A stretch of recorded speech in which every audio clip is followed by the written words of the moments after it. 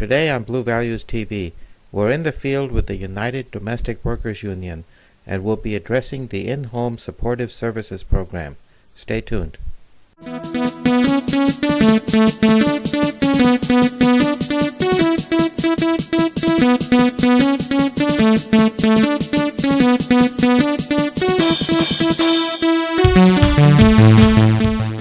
Hello, welcome to Blue Values TV. Blue Values TV is a production of the Blue Values Coalition.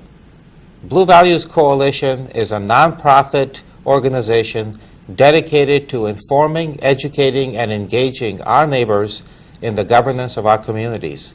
Look for us online at bluevaluescoalition.org. We are not in our studios, as you can tell, but instead we're going to be out in the field with the United Domestic Workers Union. We're going to learn about the In-Home Supportive Services Program and what the controversy is all about. In-Home Supportive Services is a program where a paid professional, such as the people seen here, come into your own home to provide living assistance for the elderly or disabled. This is often a much more affordable option than nursing home care and allows the customers to remain in their own homes. I am a full-time caregiver for my son, who is 38 years old, and he's 4'10", 85 pounds. He is nonverbal, non-ambulatory, with no self-help skills. He doesn't even chew. And he can walk like you do a toddler, so he ambulates very, very well, and he transfers like a pro. So he's really quite easy to care for in many ways. I say he doesn't walk so he doesn't wander around. He doesn't talk so he doesn't talk back, and he never asks for money. So he's a great little guy. He's doesn't have seizures, but he does require constant care. I do get the protective supervision hours for him, so I'm very interested in the overtime. How do you get those protective supervision hours? Because he's considered hemiplegic, which is means that he has use of his arms and legs, but not the cognitive skill to know what he's doing with them. So, if he were like sitting on the sofa, he would not know that it would be dangerous to reach over and grab the lamp and pull it down on him, and he would be able to do something like that.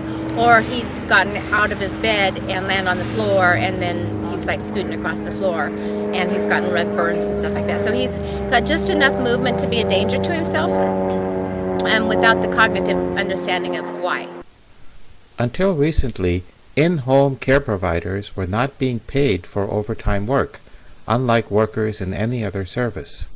Then, in 2013, President Obama changed that with an order to the Labor Department requiring in-home care providers be paid overtime. California followed suit with our own bill that was due to implement overtime pay on January 1st of 2015.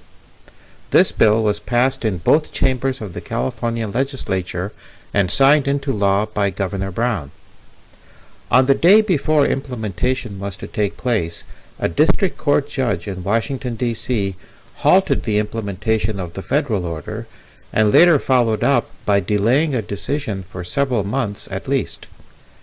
The domestic workers then turned to Governor Brown to implement our state law, but Governor Brown decided to not implement overtime pay in his proposed budget in January of 2015. Here is Doug Moore, Executive Director of the United Domestic Workers Union. Well, we thought that we had overcome all of the challenges because we were able to get a bill introduced, get it to pass by the committees, and get both houses, both the Assembly and the Senate, to sign off on it and put it on the governor's desk, and the governor signed it. So we thought we were over the big hurdles. And then there was a federal judge who ruled that the Department of Labor basically overstepped its bounds by changing the rule on overtime. So he issued an injunction. That injunction did not or does not prohibit the governor from going ahead and implementing the overtime. We were not a party to this lawsuit. This lawsuit was filed by private home care agencies, not IHSS workers, but private home care agencies who ignored the rule until the final hours. And mind you, this rule was to go into effect on January 1st 2015. The order came down December 31st, about 6 p.m. in the evening. So they found a judge at the last minute to hear this case, and at the last possible moment stopped the implementation. For this day of political action, workers and supporters arrive at the UDW headquarters in Roseville early in the morning. The plan today is to first go to the state capitol and hear from legislators, and then to file wage theft claims at the California State Labor Relations Office in Sacramento. Okay. So we're filling out a wage claim for the providers that have more than 160 hours and the providers that were promised overtime pay as of January 1st. And these are wages that were not paid. So, we're going after what we deserve. And that's what we're going to be doing today. Lori would like you to look at hers and make sure that it's... Lori?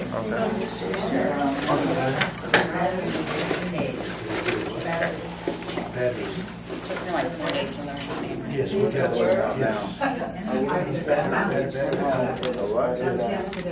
We're all heading to the Capitol.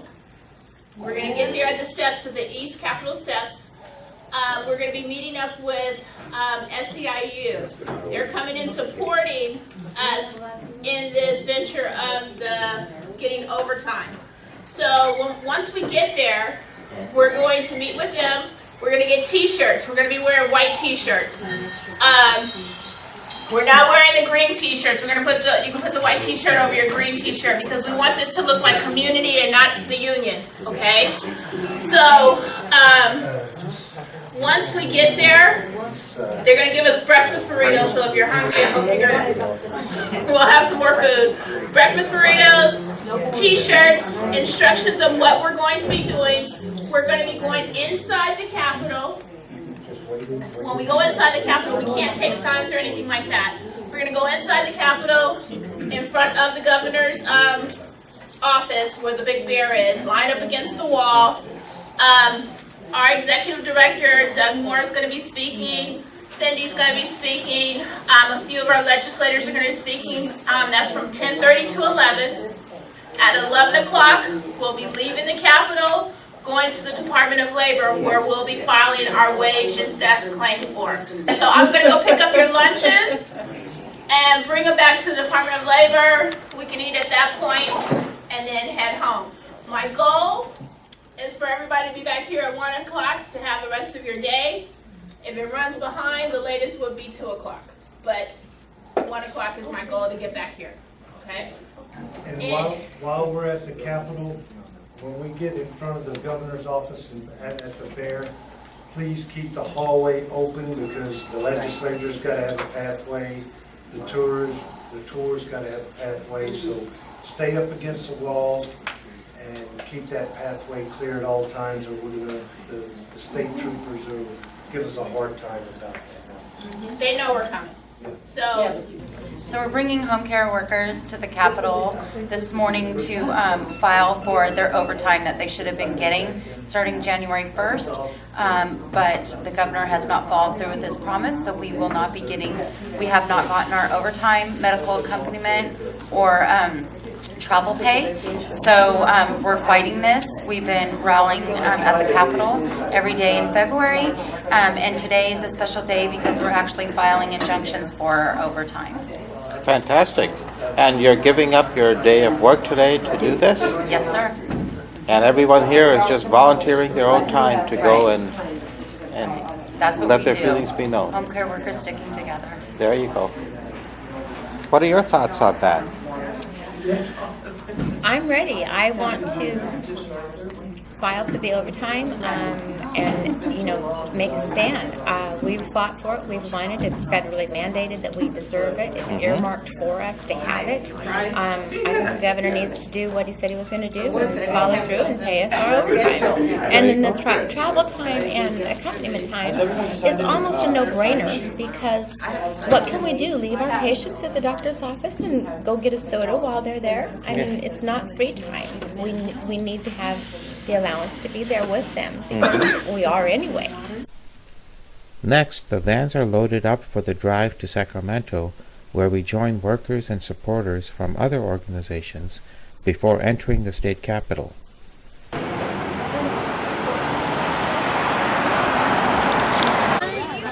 Make sure to pick up a schedule. On the back of this schedule has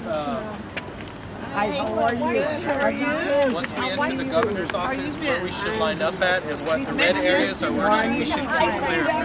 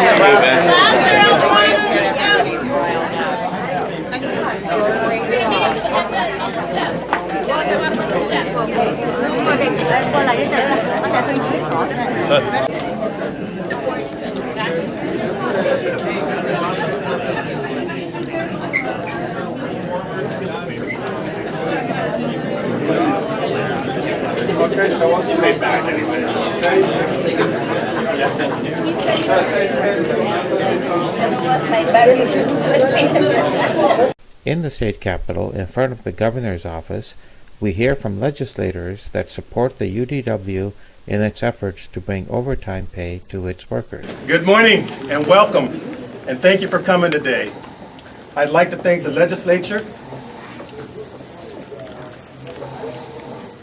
the community leaders, clergy, and of course, all of the home care providers who are here today to join us. And as you can see, that we have a lot of people who care about what happens with home care providers. We have home care providers from different counties, from all over the state, who have come here today to express their disappointment in the governor's decision not to pay overtime. There are 400,000, over 400,000 in-home health care workers here in the state of California.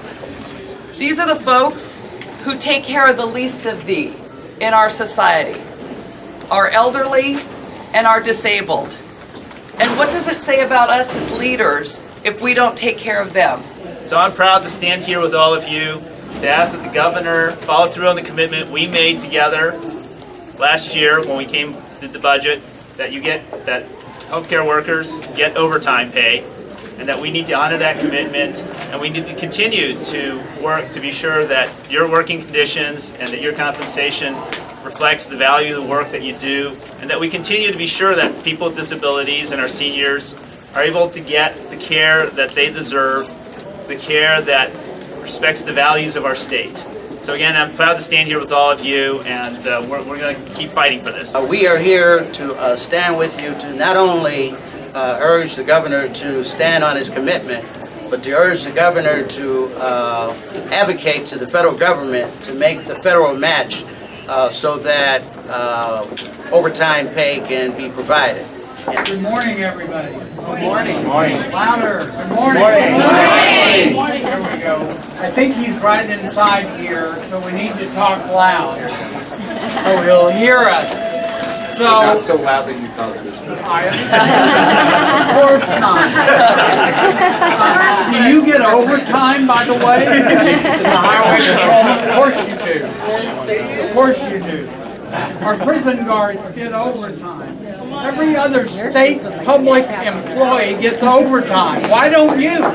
The governor cannot betray us and go back on his word and not allow overtime to be paid.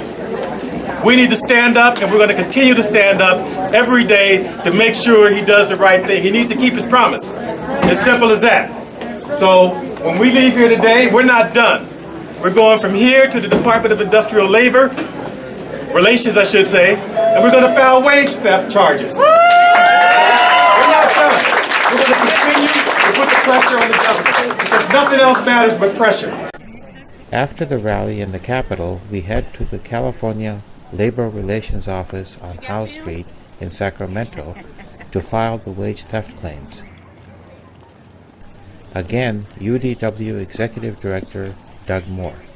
Now, many of the people that are affected by this are taking care of their children or their parents at home who are disabled or who require a lot of extensive home care. Right. Is that right? Correct. And so these are family members that are working basically 24/7 to take care of their loved ones, and because they need constant care, they can't go out and get another job. So it's not as if they have a choice on working overtime or not. That is correct. In fact, the hours that they get paid for are based on an assessment done by a social worker, and that social worker determines the amount of hours and the type of care. But a lot of the workers go over and beyond what they're being paid for. That's not what we're asking for. What we're asking for is to be paid a fair wage, to be paid just like any other Californian that has the opportunity to work overtime. So today, here at the Department of Labor Relations, what is the plan? The plan is to file wage theft violations against the state of California. So we have several members who have volunteered to do that, and that's why we're here today. All right. Well, good luck, and we'll see you inside. All right. Thank you. All right. The employees at the Labor Relations Office are faced with many employees wishing to file a claim for wages not paid, but they act courteously and efficiently to accept the applications, and they inform everyone that they should receive a response in a couple of weeks.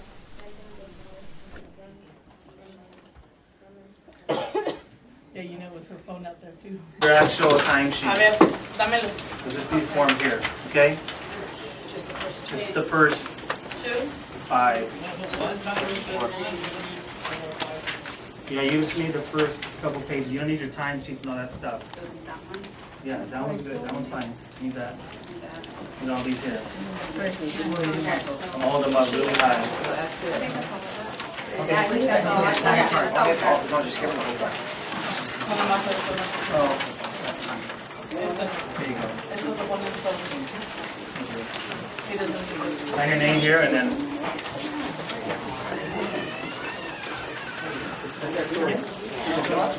We're fine with these. No quieren nada.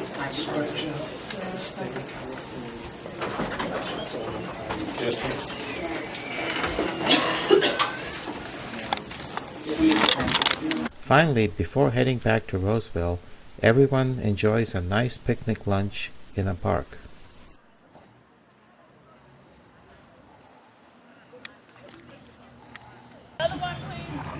Did you have a good day today?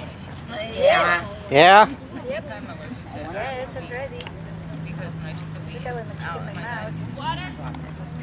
Well, yeah, so go free. Mommy's in charge of the weather. No.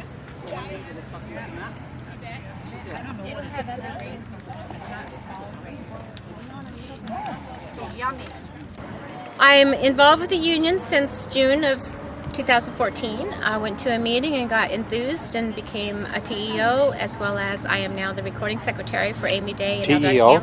Temporary employee only. Okay. I do the member-to-member contact in Placer and El Dorado counties, and I love it. I love being able to talk to other members and get their stories. I'm on the statewide communications committee for El Dorado County, and I am going to be a delegate at the convention, and I am doing something else too. What is it? Full-time caregiver.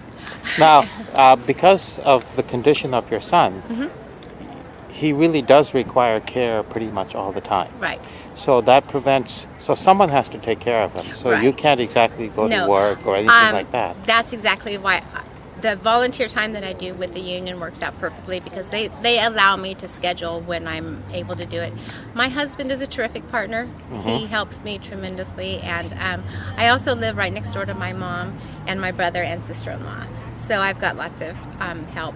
My mother is also an IHSS recipient, and my brother's her caregiver, and so we kind of trade off. And so I'm able to do. And my son also does go to the MORE program in El Dorado County, which is an awesome program for all levels of developmental delay. And he is in the arts and crafts program, and he sold 6 paintings. He can't chew, but he can paint. Now, the issue of overtime for home care workers. Because you have to basically provide care around the clock and you can't really get a different full-time job or anything, it's not as if you have a lot of choice about working overtime. You basically have to. I have to. So it's only a question of, hey, should you be getting compensated for that overtime? Exactly. And, you know, after 20 years of this, because I started with IHSS in 1996, and I feel that I've earned it, for one, after all these years. And another thing is that I can't have someone else come in and help me because my Jacob does not have any communication skills whatsoever. Right. No form of. It's eye contact and body language, and unless you're proficient at that, you're not going to be able to do anything for him. And he's in diapers, and not everybody wants to do that level of care also. And I'm just blessed that he doesn't have seizures and that he's small and I can handle him. So he's a blessing in many ways. Becoming involved in the union has just been really great because I'm able to have, as the temporary employee only doing the member to member, I do get a week, a month of getting to get out and meet people and have some sort of social life happening, you know, and doing things for my people, for my coworkers, and that's real important to me. I also speak to the Board of Supervisors in El Dorado County. I have done that several months in a row now, telling them that I really think they need to give us a raise. So I'm on that battle too. Here is William Reed, the chapter chair in Placer County of the UDW. There's always two sides to the story. We were granted overtime by the federal government, and Governor Brown, he approved it, put it in his budget. The kickback came from private industry. Those providers, those companies who care for people who does not qualify for the IHSS program. They're the ones who are really directly affected. What happens there is that private industry who runs care facilities for people, care for people who make above the minimum wage, they have a set amount they can charge. They could price themselves out of the market if they charge too much. So for instance, they may charge $400 now for 24-hour care. If they had paid overtime, that would jump up to $600. It would be unaffordable for anyone to use their services. So they don't want to pay overtime because it would price them out of the market. But we feel, okay, fine, it doesn't affect us because we deal with our lower income people, and secondly, we're still doing the same work as any other employees in the state, any other employees in the country, any other employees in the world. You work over a certain amount of time, you get paid overtime. Why should we be exempted from that? We are workers, we pay taxes, we pay other deductions on our wages, just like any other employees. So why should we not be treated like any other employees? That's what our fight is. That's what we're there today about, to make sure that we as public employees, we as providers who take care of the seniors, the disabled community, are treated like any other employees in the country. Right. And that's what our fight is. And that's what we want to bring back. Fantastic.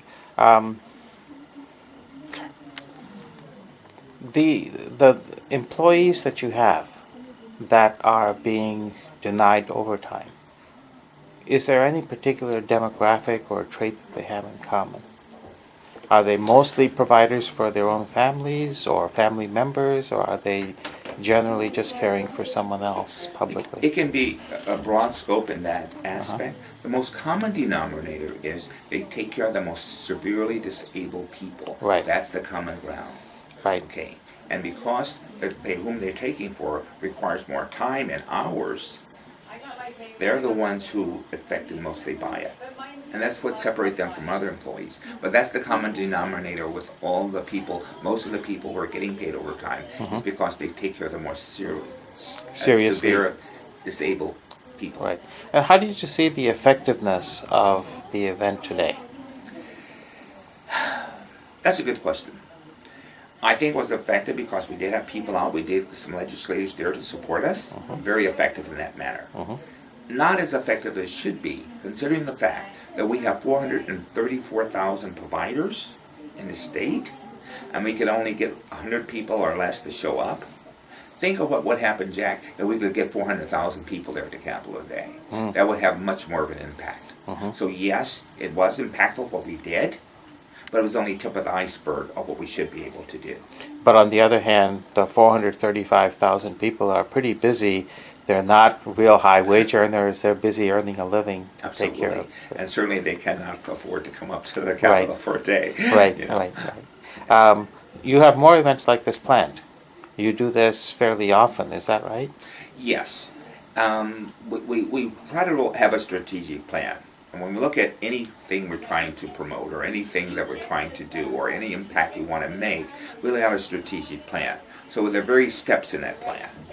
And each step is built upon as we continue that plan.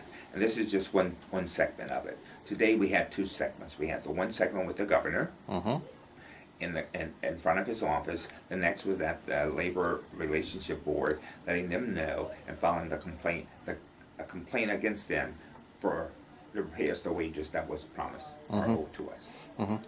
Now, if there are other people that are interested in joining your cause and working with you guys, how can they get a hold of you? Well, there's several organizations that they can get hold of us by, calling our office, which is here in Roseville, 800 Sunrise Avenue. The phone number is 916-751-2450, or they can look us up on the website as utwa.org. There's other affiliates, agencies, coalition agencies that work closely with us, like CARA, California Alliance of Retired Americans, SICA, the Consumer Alliance Cooperative Group. Those are other organizations that you can look us up on the website to support us. Very good. Thanks so much, and good luck to you, and it's been a fantastic day. Thank you. Thank you for that.